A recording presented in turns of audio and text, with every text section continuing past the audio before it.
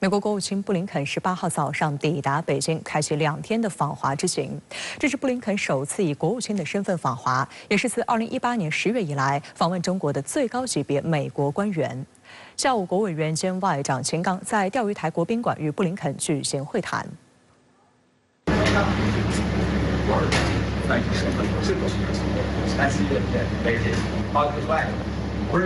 I saw you boarding the aircraft. Yes, and we have other stuff. Thank you. 国务委员兼外长秦刚在钓鱼台国宾馆迎接美国国务卿布林肯，两人在国旗前握手合影，随后步入会议室。双方参与会谈的官员还包括中国外交部副部长马朝旭、部长助理华春莹、美大司司长杨涛、美国国务院亚太事务助理国务卿康达、白宫国安会中国事务高级主任贝沙兰、美国驻华大使伯恩斯等。不过双方并未在媒体前发言，落座后随即开始闭门会谈。18号早上7点半左右，布林肯搭乘美国军方飞机抵达北京。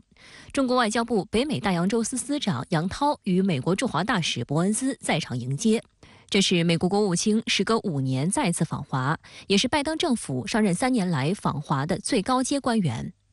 布林肯在2天的行程中，除了与秦刚会谈外，预计还将于19号与中共中央政治局委员、中央外办主任王毅会面。此前，中国外交部发言人在谈及布林肯访华时表示，双方将就中美关系及共同关心的重要国际和地区问题交换意见，中方将阐明对中美关系的立场和关切，坚决维护自身利益。从美方的目标来说，并没有放弃对中国的打压围堵，所以在这样的一种背景之下，中国更多考虑到的是两个大国之间进行沟通，从中方的角度来说，如何稳定双方之间的关系，维护国家利益，而并非由美国单方面的带节奏对中国进行施压，甚至呢在下一阶段形成更强的对华合围。所以对于布林肯的这一次访华行程，从成果的期待方面，中方是非常理性的。那同时呢，中国也再次强调的是，中美双方必须相向而行，才能实现关系重回正轨。美国国务院官网在首页介绍布林肯访华情况时，将首页背景图设为北京著名商圈王府井的夜景。美国助理国务卿康达早前对媒体吹风时说，美国保持务实态度，不期待布林肯此行能取得突破，只是期待以尽可能的负责任方式管控中美之间的竞争。此行最低限度能减少误判，让中美避免滑入冲突。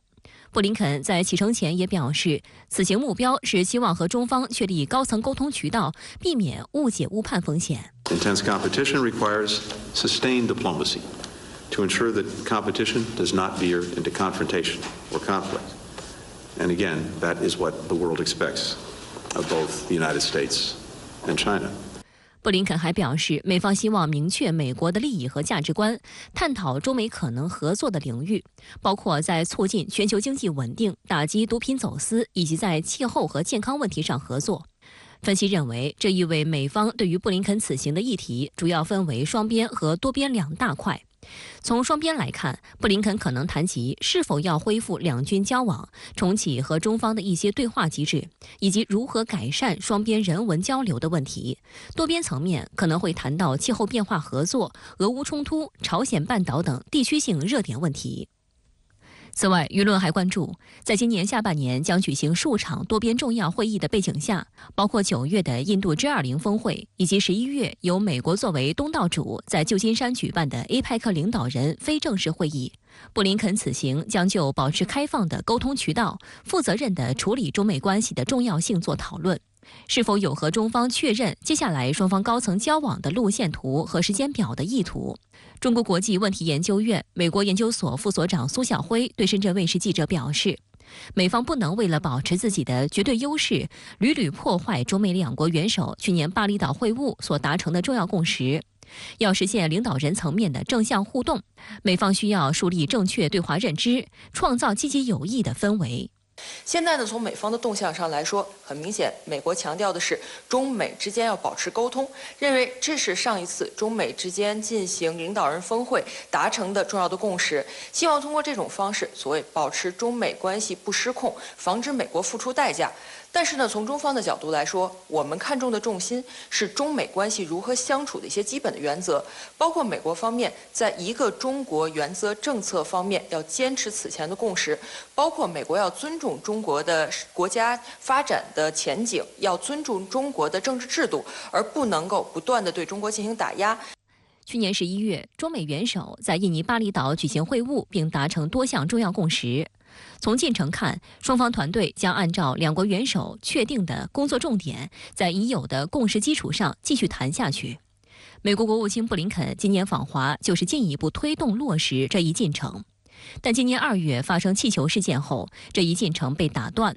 但更深层次的原因是，美方实际上并未严格落实两国元首共识，不仅持续对华进行打压遏制，并且在台湾问题上不断挑战中方的底线，大搞以台制华。因此，曾提出修昔底德陷阱理论的哈佛大学教授格雷厄姆·艾利森日前投书《华盛顿邮报》，对美中关系已经恶化到两国建交以来最糟糕的状态表示担忧。他强调，稳定关系的第一步是回到巴厘岛，落实两国元首重要共识。艾利森还表示，美中都是核武大国，具备相互摧毁的能力，所以两国必须合作，以防意外所导致的热战。双方都明白，最危险的爆发点是台湾问题。虽然两国在台湾问题上的分歧是不可调和的，但不可调和并不意味着不可控制。首先，双方应该重申美中3个联合公报中已经同意的原则。事实上，在今年4月出席博鳌亚洲论坛年会、接受深圳卫视专访时，艾利森教授就曾表达过类似观点。他表示，中美目前正在展开高强度竞争，两国应该不断努力管控动态的矛盾，增加合作面，以避免更多的冲突。 My view is that we should try to renew that in some way, so that it works for another 50 years, as long as no party resorts to the unilateral use of force. The differences between the parties can be peacefully resolved over time. Well, that's less than 50 years. I think that's pretty good. 不过，在布林肯访华前夕，彭博社16号发表题为《中国最好听听布林肯必须说的话》的评论文章，无端指责中国正在犯错，宣称中国面对美国在军事实力上并没有所谓的升级优势。中国外交部发言人华春莹17号在社交媒体上驳斥这篇文章，称此文对于中国读者来说是胁迫。他警告说，如果任何人想伤害中国而自己毫发无损，那是幻想。外交部发言人汪文斌16号也针对美国国务院官员就布林肯访华发表的相关言论表示，美方不要幻想从实力地位出发和中国打交道，中美两国必须在相互尊重、平等相待的基础上发展同彼此关系，并敦促美方停止干涉中国内政，损害中方利益，停止对华遏制打压。美方总是讲中美要开展对话沟通，要为中美关系加装护栏兜底。中方对话沟通的大门是敞开的，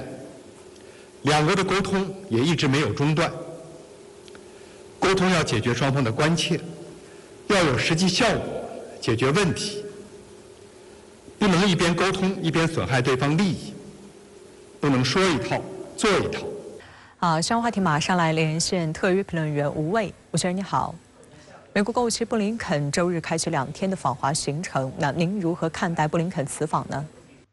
是的，童迪，关于布林肯此访，我们该如何看待？这确实是一个耐人寻味的事情。国际舆论首先形成了一个共识，这是一次迟来的访问。迟来2字很能说明问题。我回溯了一下布林肯的几位前任同事的访华时机，大多发现了一个共性，那就是宁早勿晚。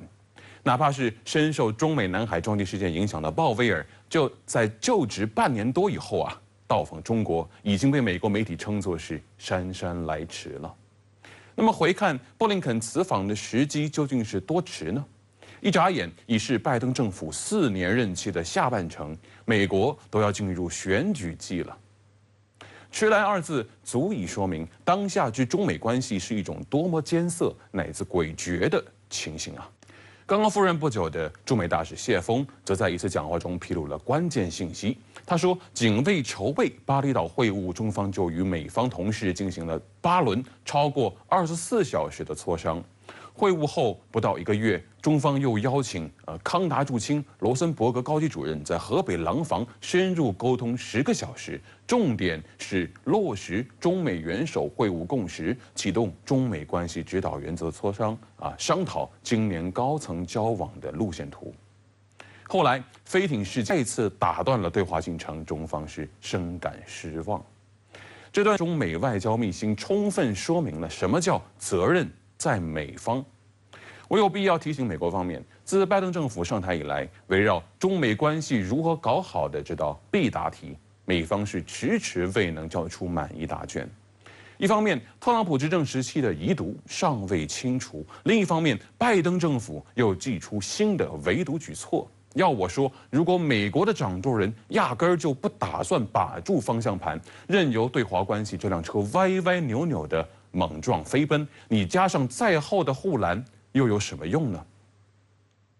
一个细节令人关注，在中方释放的通告里，布林肯此访是经中美双方商定，而非外交惯例中更为常见的应约或者是应邀。这在一个侧面印证了国务卿先生并非是想来就能来的。东道主点头同意，很大程度上还是出于对大国关系、对国际关切负责任的态度。虽迟但到，布林肯终究还是来了。美国国务院网站甚至为此换上了北京街景封面。你要说美方完全不抱期待，那也是骗人的。那么在您看来，中美关系要实现止跌企稳，需要解决哪些深层次的问题？人类命运取决于中美能否和平共处。世纪老人基辛格博士言犹在耳。在我看来，中美大国关系是人类文明在新的历史时期遇到的全新命题。中国式现代化推动的和平崛起，让美西方一再炒作的所谓“中国崩溃论”一再崩溃，让宣扬西方文明更先进的历史终结论走向了终结。然而，面对一个与美西方意识形态截然不同的新兴大国，美西方却刻舟求剑埋头在自诩胜利的冷战史故事堆里，试图寻找答案。然而，中国当然不是苏联呐。美国人显然是错判了对手，找错了药方。实际上，我非常想提出的一个观点是，中美关系当下面临最深层次的问题就在于美方没有找到新时期中美正确的相处之道。这其实在很大程度上暴露了美国政界意识形态挂帅、学界缺乏理论可持续创新能力的重大弊端。一方面，华盛顿缺乏有政治担当、历史责任的政治家。白宫和国会上的大佬们在两党纠缠斗争中白白耗费心力，对管理好中美关系缺乏自信和真诚。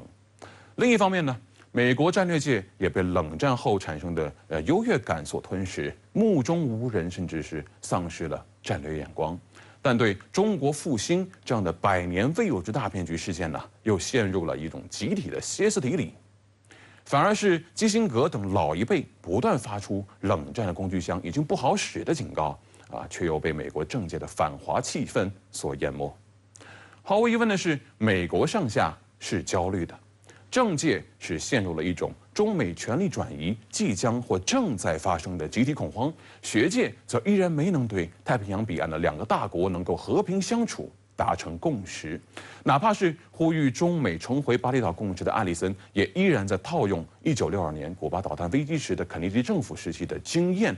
试图敲打当朝的拜登政府。然而，这很明显是美方在解答中美关系这道必答题时误用了冷战的公式，即便是计算正确，但结果必定是谬之千里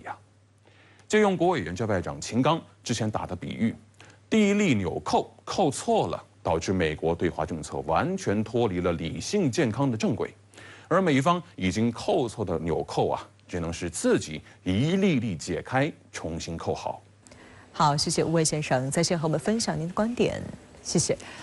那么就在布林肯访华之际，美国防长奥斯汀在北约防长会上也公开喊话，愿意随时与中国军方高层通电话。奥斯汀这一番论调与本月初新加坡香格里拉对话会前的表态几乎如出一辙。有分析指出，事实上，当前中美之间的紧张关系由美方一手造成，两军高层何时恢复接触，球在美方一边，要看美方什么时候能创造合适的政治氛围。当地时间15号至16号，北约国防部长会议在比利时布鲁塞尔的北约总部举行，重点讨论继续军援乌克兰的事宜，并为下个月举行的北约峰会做准备。在随后的记者会上，美国媒体向美防长奥斯汀提问，美国国务卿布林肯此次访华是否会谈及中美两军恢复对话的问题。And I'm confident that over time, that's going to happen. We're going to meet at some point in time, but we're not there yet. Not because we didn't try, and that we won't continue to try. As you know, I was in Singapore a week and a half ago. I've been on the road quite a bit, and so I've not reached out since. But again, the door is open, and my phone line is open. 奥斯汀还再次重申，中美军方之间的交流对于两国关系至关重要，不期望中美之间的竞争升级成冲突。You've heard me say a number of times. I think it's important that countries with significant military capacity and capabilities have the means to talk to each other, so that we can manage potential crises and make sure that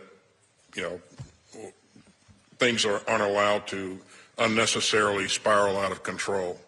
The kind of relationship that we want to have with China is one of competition and not one of contention. 实际上，对于奥斯汀的说法，国防部长李尚福在新加坡举行的相会发言中讲得很清楚，中美对话的大门始终敞开，但沟通必须要有前提，即相互尊重、和平共处、合作共赢。如果失去这个前提，不能还指望两军关系能够正常发展。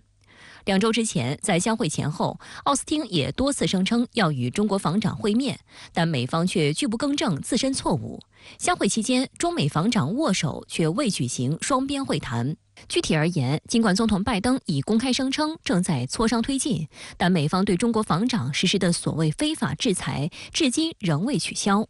有分析指出，在布林肯访华之际，奥斯汀在北约的最新言论不过是故技重施，目的仍是塑造出美方想和中方沟通，但中方拒绝的舆论态势，以此对中方施压。中美军方的交流某种程度上有必要性，但是由于美方在对华总体政策中不断强调中国是主要的战略竞争对手，中国是地缘政治的最大的竞争者，这样的一个定位，使得中美双方在各领域中要进行一些富有成效的交流就变得困难。外界注意到，近年来美军对华抵近侦察变本加厉，中方警告驱离措施也更加坚定。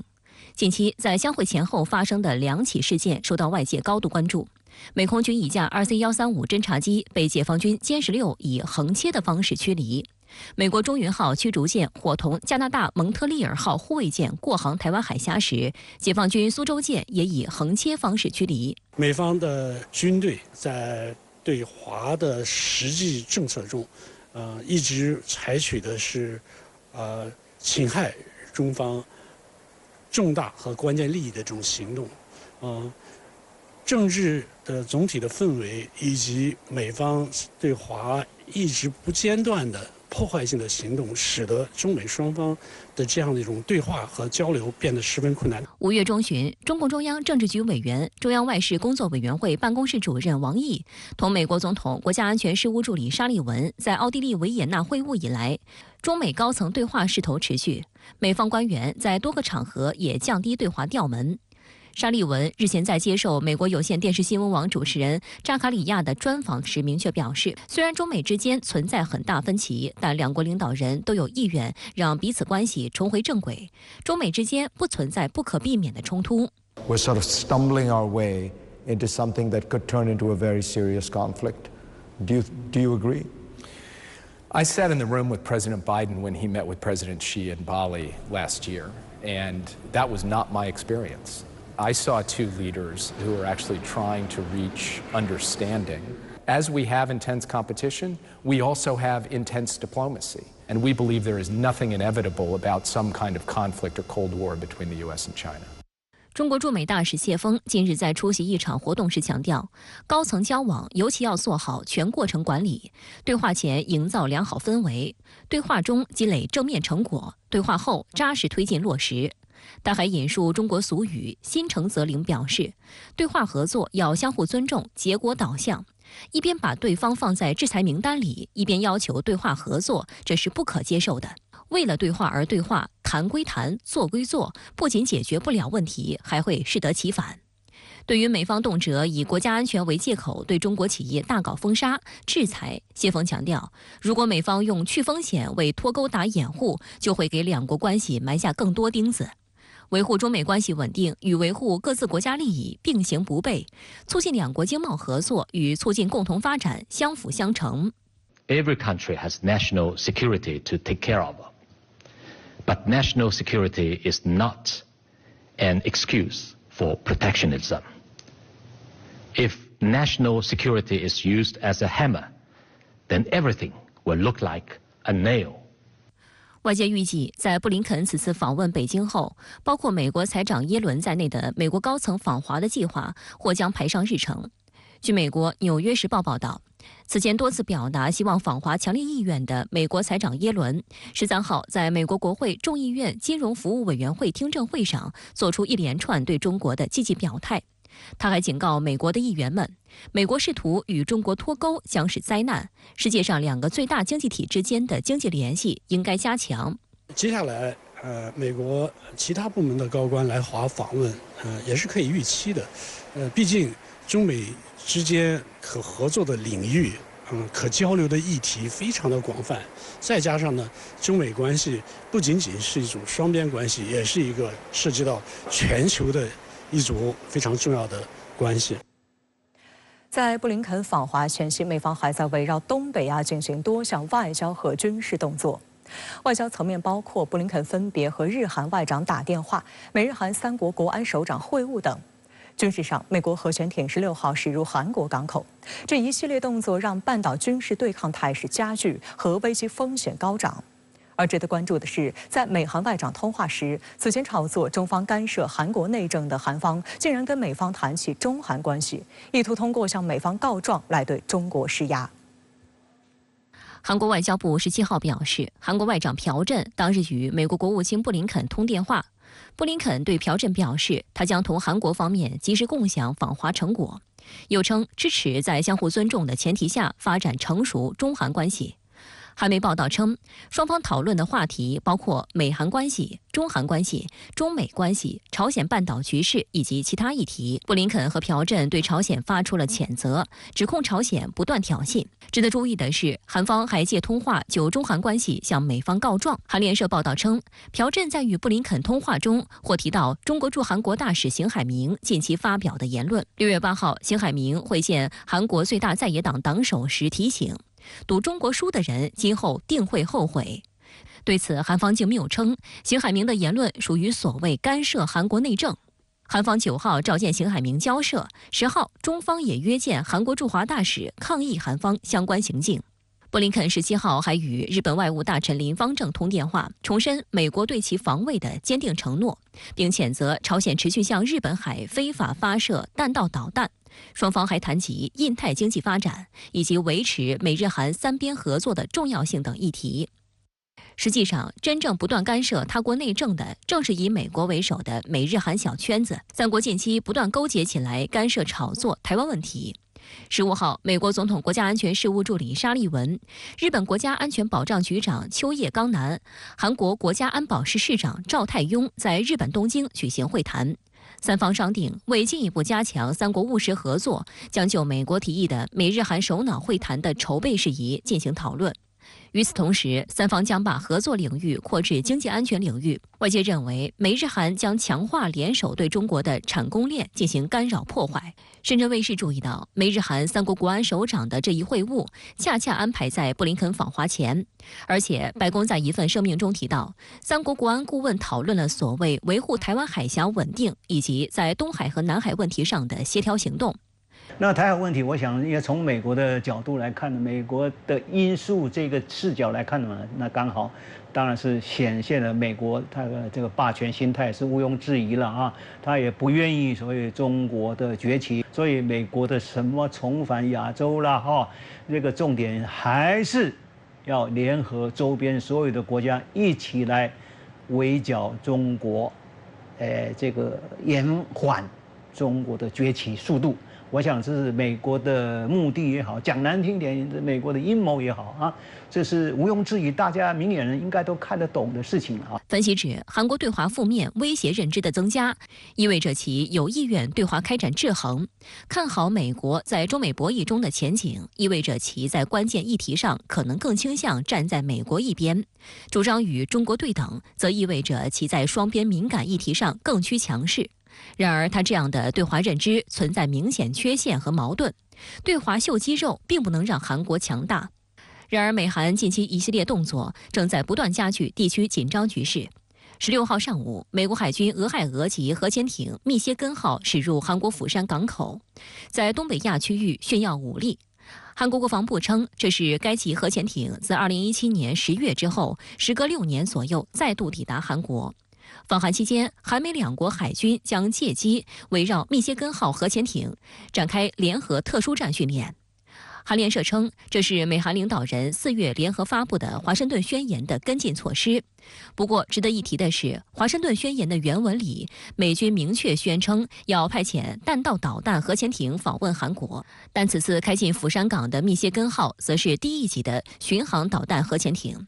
密歇根号原本是一艘战略核潜艇，共有24个潜射洲际弹道导弹的发射管，但后续进行了常规化技术改造，把其中的22个改造成为巡航导弹的导弹舱，每个导弹舱可以容纳7枚战斧式巡航导弹。改造后，密歇根号共可搭载154枚战斧巡航导弹。有分析认为，美方原本宣称派出俄亥俄级战略核潜艇前往韩国，现在降级换成了俄亥俄级巡航导弹核潜艇。这也说明，在美国放出风声之后，地区内负责任的国家表明了自身的态度和立场，于是美国在一定程度上进行了降档处理。商务部透露，中国正推进加入 CPTPP 进程，已向相关国家递交加入 CPTPP 的交流文件，对2300多个条款进行深入全面的研究评估。CPTPP 11个成员国对中国寻求加入有何看法？熊礼立、陈斌点播关键。中国商务部国际贸易谈判代表兼副部长王受文17号表示，中国政府已向全面与进步跨太平洋伙伴关系协定，也就是 CPTPP 的成员递交了中国加入 CPTPP 的交流文件，有意愿、有能力加入 CPTPP。王受文同时表示，中国将进一步深化改革、扩大开放。那么，中国为何要加入 CPTPP？ 为什么说中国的加入对 CPTPP 又具有重要不可替代的作用？我们对 CPTPP 2300多个条款进行了深入的、全面的研究和评估。我们梳理了中国加入 CPTPP 需要进行的改革措施和需要修改的法律法规。我们还在国内主动地对接 CPTPP 的高标准，实施了相关领域内的改革开放的先行先试。王受文在北京举行的2023年 APEC 工商领导人中国论坛上透露，目前中国正在推进加入 CPTPP 进程。王受文表示，中国将继续敞开大门谋发展，积极推动高水平开放。我们已经基本放开了制造业的外资准入，我们正在全面有序地放开服务业。未来，我们将合理地缩减外资准入的负面清单，推出自贸试验区和全国范围内的跨境服务贸易负面清单。2017年1月，时任美国总统特朗普宣布美国退出 TPP 之后，日本牵头主导，并将其改名为 CPTPP。2018年 ，CPTPP 各方代表在智利圣地亚哥举行仪式，由日本、加拿大、澳大利亚、新西兰、马来西亚、新加坡、越南、文莱、墨西哥、智利以及秘鲁共同签署。2021年2月，英国正式申请加入，今年3月获得批准。中国国家领导人高度重视中国加入 CPTPP。2020年11月20号，习近平在以视频方式出席亚太经合组织第27次领导人非正式会议时首次透露，中方欢迎 RCEP 完成签署，并将积极考虑加入 CPTPP。中国正式提出申请加入 CPTPP 是在2021年9月16号。当天，时任中国商务部部长王文涛向 CPTPP 协定保存方新西兰贸易与出口增长部长奥康纳提交了中国正式申请加入 CPTPP 的书面信函。两国部长还举行了电话会议，就中方正式申请加入的有关后续工作进行了沟通。同年11月4号，习近平在以视频方式出席第4届中国国际进口博览会开幕式发表主旨演讲时，再次强调，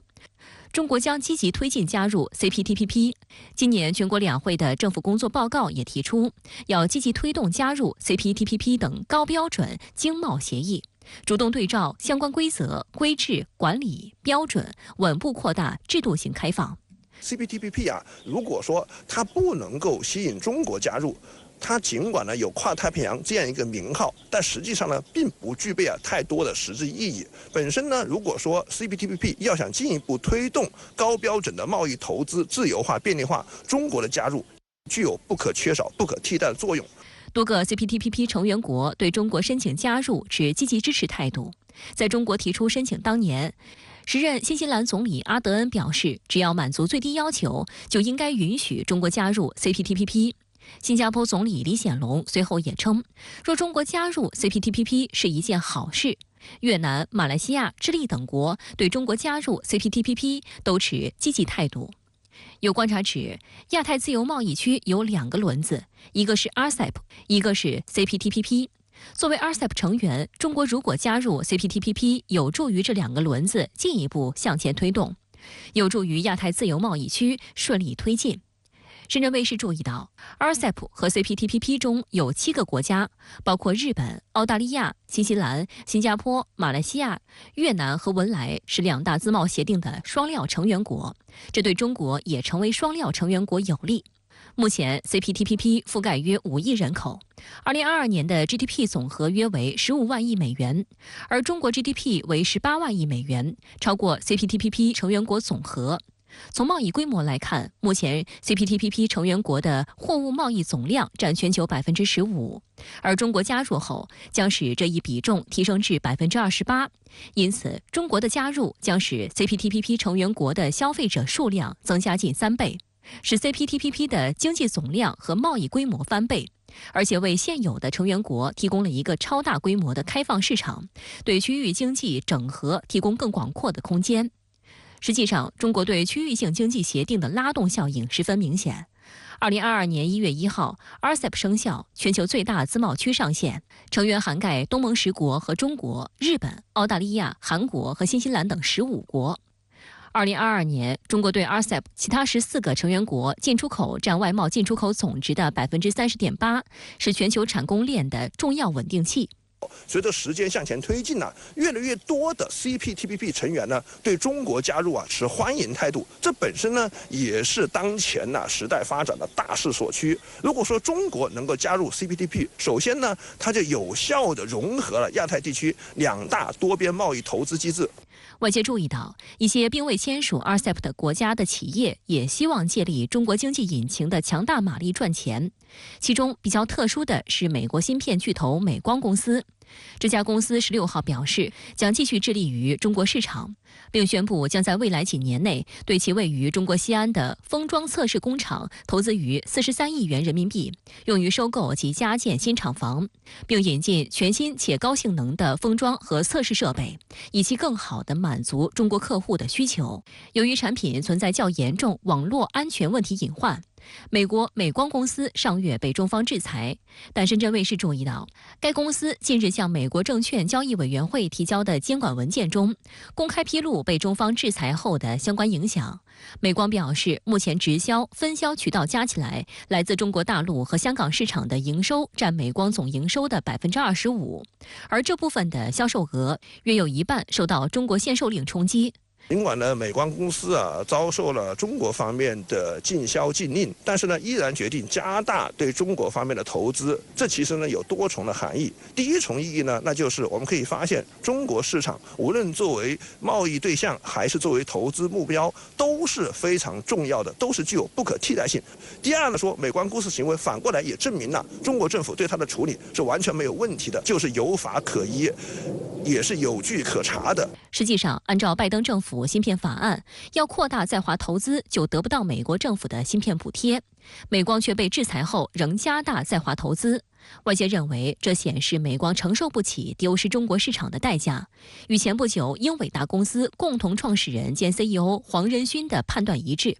黄仁勋当时在参加台湾地区的一场活动时表示，芯片不一定要在台湾做，但大陆市场无可取代。美国对华政策呢，它出现了缓和，而且这种缓和呢是一种全方位的，而不仅仅是在政治层面高层的这个对话沟通在恢复，而且我们注意到在经贸层面两国呢也出现了这样一个关系缓和的这样的迹象，尤其是这个半导体企业加大在中国的投资，就表明他们的生存和发展很难离开中国的市场。当地时间6月17号，非洲国家代表团结束乌克兰访问后抵达俄罗斯，与俄总统普京举行会晤。这个非洲代表团刚结束对基辅的访问，其和平主张被乌总统泽连斯基否决。那么俄方对非洲斡旋有是何态度？为何非洲国家会组团斡旋乌克兰危机？他们对俄乌冲突外溢效应有哪些重点关切？来看报道。据俄新社报道，俄罗斯总统普京在圣彼得堡与非洲国家代表团会谈。来自非洲7国的代表包括南非、赞比亚、塞内加尔和科罗摩联盟总统、埃及总理、刚果共和国国务部长以及乌干达总统特使。南非总统拉马福萨作为代表发言表示，非洲国家希望战争能够结束，并主张这场战争必须通过谈判和外交手段得到解决。同时，拉马福萨还为促和提出了10点建议，包括缓和局势、承认各国的主权、对所有国家的安全保障、通过黑海的粮食出口不受阻碍，以及将战俘和儿童送回原籍国等。普京回应表示，虽然非洲的主张实现起来有困难，但俄方对这些建议有兴趣，并愿在公正和尊重各方利益的基础上进行建设性对话。值得注意的是，在与非洲国家商谈时，普京当场拿出乌方在2022年草拟的乌克兰永久中立与安全保障协议草案，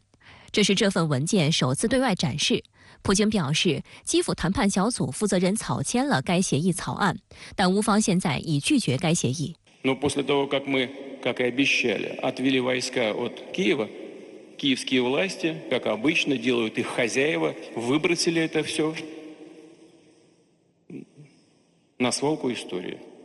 2022年3月29号，俄乌在土耳其伊斯坦布尔举行谈判。会后，莫斯科方面表示，首次从基辅收到落在纸面上的未来可能达成协议的原则，包含乌克兰保持中立、不结盟地位以及放弃在境内部署外国军队和武器的义务。俄罗斯随即从基辅和切尔尼戈夫方向撤军，但乌方不久后又拒绝了这一协议，和谈随之冻结。外界注意到，这个非洲和平代表团在访问俄罗斯之前，先去了乌克兰。据法新社报道，泽连斯基拒绝了非洲国家代表团提出的调停倡议，称这是俄罗斯在乌克兰军队反攻之际的欺骗行径。泽连斯基表示，只有俄罗斯从乌克兰全境撤军，才能停止冲突。美西方媒体对南非总统拉马福萨与普京的双边会晤高度关注。南非是今年的金砖国家轮值主席国，2023年金砖国家峰会定于8月22号在南非举行。但今年3月，总部设在荷兰海牙的国际刑事法院对俄罗斯总统普京发出逮捕令，指控他需要对俄乌冲突负责。因此，南非作为金砖国家轮值主席国和国际刑事法院成员国的身份，受到西方舆论的热炒。还有人施压南非，要求该国警方在金砖国家峰会期间逮捕普京。还有人恶意炒作南非或将放弃主办金砖国家峰会，但南非通过给予与会者外交豁免权，巧妙规避了此争议点。外界分析，此次拉马福萨在随团访俄期间与普京单独会见，传递了重要信号，被认为是南非在美西方施压下保持平衡定力的体现。对于非洲组团斡旋俄乌冲突的原因，外界认为主要是非洲是俄乌冲突外溢效应的主要受害方之一。去年2月爆发冲突以来，在美西方主导的多轮制裁之下，国际能源、粮食和化肥的稳定供应受到严重冲击。联合国也担忧非洲等地区出现饥荒。打了1年多了，它的这个战争的影响和外溢的这种负面的效应是越来越大。对非洲国家来说，最重要的外溢的影响就是粮食和能源的危机啊，因为很多的非洲国家都是粮食和能源的进口的大国。好，相关话题马上来连线特约评论员陈斌，陈先生你好。中国商务部提交了加入 CPTPP 的交流文件，并强调中国有意愿、有能力加入。那您怎么看这一进程呢？据说呢 ，CPTPP 是全球最高水平的经贸自由机制，维护的呢是多边贸易体制。中国元首3年前呢对外宣布考虑加入，也是认同这个协议仍在倡导全球化。随后呢，中国台湾地区也提交了申请，韩国和英国呢也是积极的申请加入。值得关注的是，现在啊，中国向 CPTPP 成员啊递交了交流文件，强调呢有意愿、有能力加入。那么，在中国提出加入 CPTPP 的申请的时候，包括日本等在内的成员呢，都认为啊，对中国来说可能门槛过高，因为呢 CPTPP 制定了数据流通透明性原则，禁止成员国呀要求外企必须在本国设置服务器。CPTPP 呢也对国企补贴和政府采购有规定，要求成员国呀不得对这个国企进行影响公平竞争的补贴，政府采购呢不得排除外企，应该是无差别的对待国内外企业。现在呢，中国表示有能力加入，愿意按照 CPTPP 要求修改本国法律法规，不仅意味着这个经济自信，也意味着中国呢将进一步的推动高质量发展、高水平开放。从亚太区域经济视角看啊，这个中国加入 CPTPP 将会加快亚太地区2个自贸协议的融合，取长补短，优化亚太地区产业链、供应链、价值链。如果呢2个自贸协议能够交汇，不仅呢有利于亚太地区提高经贸质量，推动区域经济和世界经济一体化，也能够压缩这个贸易和技术上的单边保护主义。美国芯片商美光科技在被中国政府列入黑名单后，决定投资40多亿元扩大在中国西安的生产。那您对此怎么看？芯片都不能在中国卖了，为什么它还增加投资呢？美光投资400多亿人民币来收购西安的一家封装设备公司，大概呢是临时抱佛脚之举，这个试图呢先稳住中国的市场。这笔投资呀，对美光来说是不算什么的。这美光的财报显示，2022年美光在中国内地和中国香港的营收呢，分别为33.1亿美元和16.65亿美元，占美光全球总营收的1/4。实际上呢，美光就这笔投资的目的，也基本上呢把话说明白了，要彰显对中国业务及中国团队的承诺。这40多亿啊，与美国近期宣布在美国400亿美元的新投资，在日本投资的35亿美元，以及网传的在印度10亿美元的新投资规模相比呢，都可谓是相形见绌。当然呢，美光在中国还是有一定市场的。这个中国网信办审查裁定的存在较严重网络安全隐患，主要呢是要求国内关键信息基础设施的运营者应该停止采用这个美光产品。但是呢，也别以为啊，这个美光呢已经认清形势，要在中国市场继续发展。它增加投资呢，可能更多是一个做姿态。对此呀，我给出3件事实，大家呢就全明白了。第一呢，美光在中国的业务主要是封装，核心的芯片生产依然在中国大陆以外，而韩国的这个三星和海力士呀，则把一部分芯片制造核心业务放在了中国。美光呢，在2022年初解散了在上海的研发中心，挑选了40多位核心研发人员，为他们呢提供技术移民这个美国的资格，从而呢将产品的设计和研发转移到中国大陆以外的地区。第二呢，美光一方面很依赖中国市场，另一方面呢，却不断对中国企业发起跨国知识产权这个侵权的诉讼，推动美国政府发起对华出口管制和制裁。第三呢，美光从美国政府的芯片法案中获得资金补贴，